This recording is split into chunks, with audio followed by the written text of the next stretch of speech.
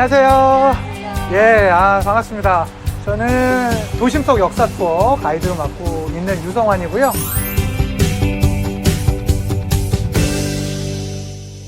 간단히 자기소개 한번 해주실래요?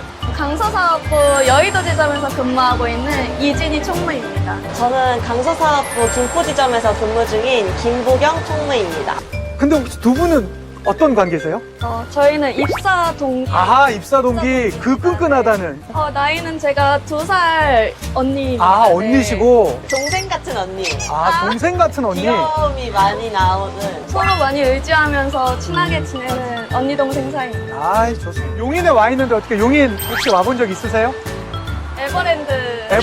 그렇죠. 용인 하면 유명한 데가. 근데 사실은 용인이라는 도시는 우리나라 역사 전체에서도 고려시대랑 특히 관련이 많다.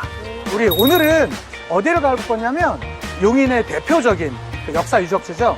우리 처인성, 그 다음에 와우정사라고 아주 이국적인 그런 모습을 볼 수 있는 그런 아주 유명 사찰이 있어요. 거기랑 고려를 마지막까지 지켰던 바로 그 인물, 바로 정몽주 선생님의 묘소까지 그렇게 한번 가보도록 하겠습니다. 도심 속 역사 투어 출발! 용인이라는 장소는 역사적인 유적지가 꽤 많은 장소예요. 이 지역의 고려시대의 지명이 용구현과 처인현이었었다고 합니다. 거기에서 한자식을 따와서 지금의 용인이라고 쳐지게 되었었다고 하고, 우리나라가 기록을 갖고 있는 게 하나가 있어요. 뭐냐면 바로 몽골군에 대항해서 가장 장기간 저항했던 나라가 바로 우리나라입니다. 몽골은 불과 2, 3년 만에 거의 전 세계를 제패할 정도로 가장 강성하면서도 아주 잔인했던 나라로 유명한 나라가 바로 몽골군이었었거든요. 그런데 그 몽골군에 우리가 몇 년을 저항했는지 아세요? 2년? 2년? 조금 더? 10년? 10년? 곱하기 4. 40년이요? 네. 무려 40년을 저항했던 나라가 우리나라예요. 우와. 고려. 40년 동안 항쟁하는 데서 가장 중요했던 전투가 바로 이 처인성 전투예요. 한반도 남부 쪽 완전히 내가 초토화 시켜버리지 뭐, 너네 얼마나 버티나 봐 하고 나선 당시에 개성 완전히 쑥대밭 만들고 내려오다가 이 처인성에 왔었던 거예요. 신기하지 않으세요? 네. 우리가 보통 알고 있는 성에 대한 개념은 돌로 이렇게 쌓여있고 하잖아요. 이거는 흙으로 쌓은 토성이에요. 그 여기 성 같은 게 있었던 거예요? 이게 성입니다. 이게 성이에요? 네, 바로 이 토성 하나를 넘지 못해서 여기서 당대 최대의 몽골 장수였었던 살리타를 사살하게 되거든요. 몽골군이 쳐들어온다고 하자, 그래, 그러면 내가 이 지역 사람들과 힘을 합쳐서 여기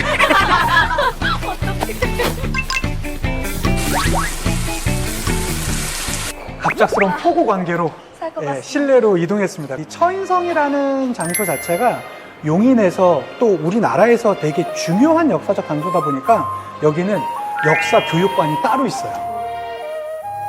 우와. 실제로 이게 되게 역사의 미스테리 중에 하나예요. 어떻게 저 작은 토성에는 한 100여 명 정도밖에 인원이 안 됐었다라고 하거든요. 일반 민으로 구성되었었던 당시에 고려민들을 세계 최강의 군대였었던 몽골 군대를 막아냈던 것 자체는 엄청난 역사의 미스테리입니다. 거의 기적이에요. 거의 기적이에요. 용인이 나온 불세출의 스타, 바로 김윤호 장군이 있었기 때문입니다. 원래는 승려였어요. 몽골군이 쳐들어와서 우리 고려민들을 많이 학살한다고 하니까 그럼 어떻게든 내가 한번 여기를 지켜봐야 되겠다, 이런 생각으로 이 지역민들을 모았고, 그 누구도 해내지 못했던 몽골군의 최고의 명장, 바로 살리타를 사살하는 최고의 전공을 올리게 되었던 것이죠. 여기서 돌발 퀴즈. 김윤호 장군이 이거를 해서 사람들이 다시 좋아, 한번 싸워보자, 이런 생각이 나오게 됐대요. 어떤 멘트와 어떤 모습을 했는지 아세요? 식량을 다 이렇게 가져와서 그것도 조금 나눠줬을 맞아요. 때 노비 문서를 불태웠어요. 맞아요. 둘 다 맞았어요. 일단 이거 우리가 항복해봤자 우리 어차피 노예되잖아. 그리고 너네 지금 힘들었던 게 대부분 다 신분적인 한계 때문에 우리 힘들지 않았냐. 노비문서를 갖고 나면 그 자리에서 불을 들렸대. 멋있다. 멋있다. 이제는 우리는 다 같은 고려민이다. 이 몽골군이 쳐들어왔을 때 불심으로 그것을 막아내려고 고려민들이 만든 것이 있습니다. 우리 최고의 보물 뭘까요? 또 대장경. 좀 당황했어. 8만 8만 대장경 맞습니다. 경판장이 8만장이라고 해서 우리가 흔히 팔만대장경이라고 하거든요. 고려라는 나라는 불교가 중심이었던 나라거든요. 그러니까 이 어려운 환경을 우리가 불교의 종교의 힘으로 막아내고자 수사 김정희 선생이 어떤 표현을 했냐면 팔만대장경을 보고 깜짝 놀란다. 이건 사람이 쓴 글씨가 아니다. 마치 신선이 내려와서 쓴 글씨 같다라고 극찬을 해요. 팔만대장경은 몽골군 때문에 생긴 거네요? 뭐 어떤 의미에서 그렇다고 할 수 있겠죠. 최고의 문화재 팔만대장경이 우리에게 오는 또 다른 계기가 됐었던 것도 같습니다. 자, 저희는 고려를 마지막까지 지켰던 가장 상징적인 인물 누구? 정몽주. 맞습니다. 우리 정몽주 선생의 바로 묘소에 와 있습니다. 너무 예뻐요. 그쵸? 이렇게 좋은 곳에 묻혀 계신 고려 최고의 충신 정몽주 선생님이십니다.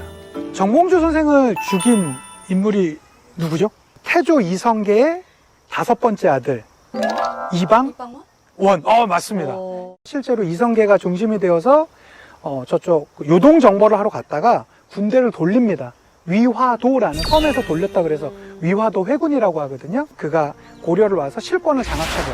그렇지만 당시 고려의 중신들 중에서는 자, 이 썩어 빠진 고려를 없애버려고 새로운 나라를 세워야 된다. 야, 아무리 그래도 그렇지 어떻게 우리나라를 이 고려란 나라를 우리가 500년을 지켜왔는데 마지막까지 지키려고 했었던 인물이 있어요. 바로 이 정몽주 선생님이 되겠습니다. 아무리 회유를 해도 정몽주가 넘어오질 않는 거예요. 그래서 태종 이방원이 가서 마지막 거의 최후 통첩을 하죠. 그러면서 시를 한 수 전해줬다는 거 아닙니까? 이런들 어떠하리 저런들 어떠하리 만수상 드렁치기 얽혀진 듯 어떠하리 우리도 같이 얽혀져 100년까지 누리리라. 그냥 야 이렇고 어때 저러면 어때 우리 그냥 나라 세워서 너랑 나랑 잘 먹고 잘 살아보자 라고 합니다. 그것을 포은 정몽주 선생님께서 받아주십니다.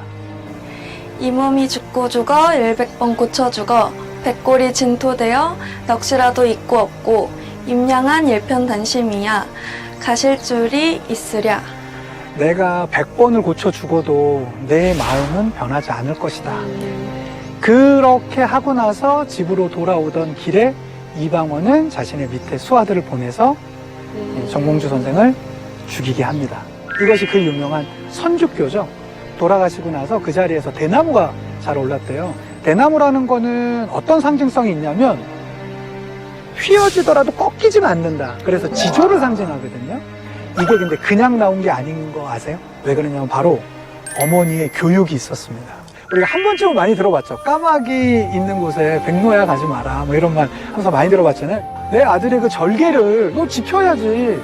너의 뜻이 더러워질까 나는 걱정이 된다. 저 사실 여기 맨 윗줄 이제 까마귀 싸우는 거래 백로야 가지 마라라는 이 문구 자체가 네. 되게 유명하잖아요. 맞아. 근데 이렇게 정몽주 선생님 어머님께서 지은 거를 네. 처음 알았어요. 아, 역시 그 어머니의 그 아들이다. 네. 그럼 정몽주 선생님은 혹시 고향이 여기? 아니에요. 여기가 아닙니다. 실제로는 아주 태어나기는 포항 쪽에서 태어나셨다고 하고 이제 개성에서 장례를 치르기 위해서 그 후손들이 원래 영천에 모시려고 그랬대요.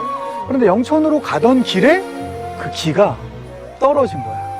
바로 이 용인 땅에 돌아가신 이 정몽주 스님께서 날 여기에 묻어달라라는 의미가 아니겠냐. 그냥 기가 떨어져서 여기에 묻으신 거예요. 생거 진천 사거 용인이란 말이 있어요. 살았을 때는 진천이 좋고 죽었을 땐 용인이 좋다. 고려나 조선 이 한반도 전체에서도 가장 명당 땅으로 유명한 데가 바로 이 용인 땅이라는 거죠. 처음 알았어요. 조선 건국을 마지막까지 막았던 사람이 누구야? 정몽주잖아요. 정몽주 처리한 사람이 누구야? 이방원. 이방원이잖아. 그런데 실제로 정몽주를 처리하게 되자 아빠가 극대노해요. 내가 존경하는 포은 선생을 네가 왜 죽여? 네가 내 인생을 망쳐놨다고 하면서 아주 온갖 모욕을 하면서 그때 좌천시켜버려요. 근데 이성계는 왜 아들 이방원이 네. 이제 정몽주를 죽이는 거에 대해서 왜 화를 냈는지가 되게 궁금한데. 정몽주라는 인물은 내가 포섭할 수 있었다. 시간이 걸릴 뿐이었었지. 죽일 필요까지는 죽일 필요까지는 없었다. 이렇게 되면서 오히려 민심이 더 나락으로 안 떨어지지 좋아졌다. 않았겠냐. 가장 존경한 학자를 이렇게 죽이게 되었으니. 어떠세요? 여기 진짜 명당 같아요. 그쵸? 뭔가 이렇게 안아주고 있는 오! 듯한 느낌이 여기 되게 잘 돼 있는 것 같아요. 그쵸? 맞아요. 고려 사람 전체가 정몽주의 그 일편단심 충심은 알아주었다라는 또 하나의 증거예요. 우리의 뜻은 함께 하진 않지만 솔직히 네가 갖고 있는 뜻도 맞아. 너의 마음을 존경해. 라는 그 의미가 이 묘소를 조성하는 거에서도 다 담겨 있지 않나. 만약에 정몽주 선생님이 살아 계셨으면 우리가 그동안 배웠었던 1392년의 조선 건국이라는 것이 아마 상당 부분 뒤로 갔던가 아니면 고려란 나라가 더 19세기까지 올 수도 있지 않았을까. 고려의 대표적인 종교가 뭐라고 했었죠? 불교. 맞습니다. 불교를 상징하는 게 바로 이 사찰이잖아요. 그래서 바로 이 와우정사도 바로 이 고려의 그러한 불교를 이어받아서 1970년에 해동 삼장법사에서 통일을 기원하면서 만들었던 걸로 유명해요. 해외에서 특히 동남아시아 지역에서 여러 각국에서 이 보내주신 불상들이나 사찰의 여러 물건들이 많아서 제가 단언코 말씀드리는데 우리나라에 있는 모든 사찰 중에서 가장 볼거리는 많은 사찰이 바로 이 와우정사가 아닐까 싶습니다. 이게 바로 와우정사를 상징하는 불두상입니다. 저게 전체 한 8m 정도가 된다고 하거든요. 높이가. 여기에 황동이 5만 근이 넘게 저걸 사용하셨다고 하더라고요. 무게도 어마어마하고요.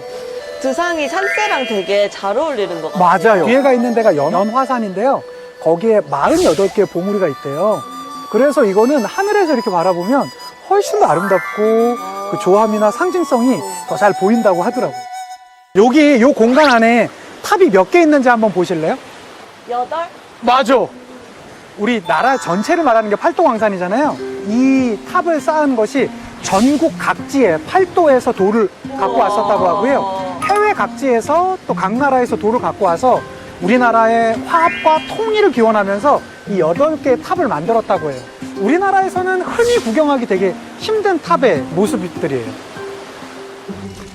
그 와우정사는 통일을 기원하면서 만들어진 사찰이라고 했잖아요. 네. 오, 저희 한번 통일의 읽어보실까요? 통일의 종이죠.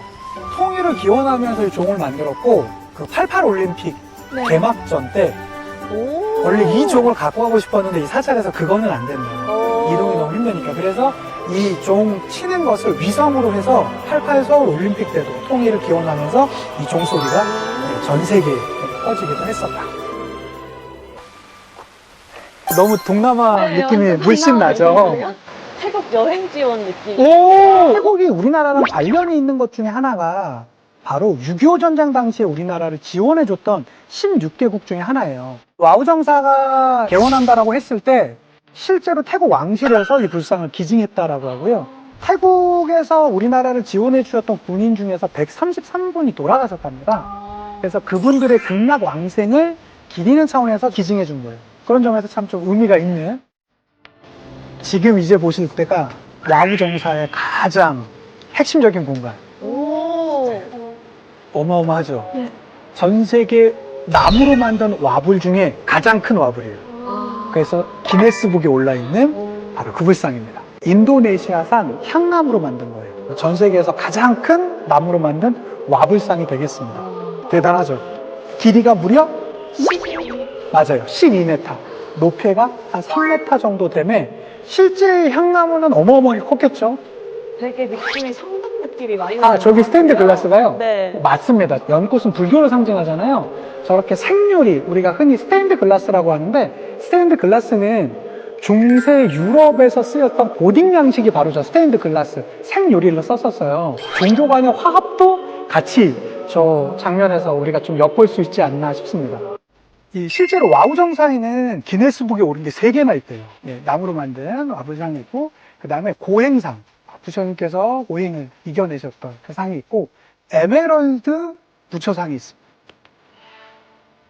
기네스북에 등재된 이 3가지 보물 말고도 실제로 세계 각국에서 보내준 100여 점이 넘는 불상들이 바로 이 불교 박물관에 있어서 볼거리가 보면 볼수록 풍성한 것 같습니다.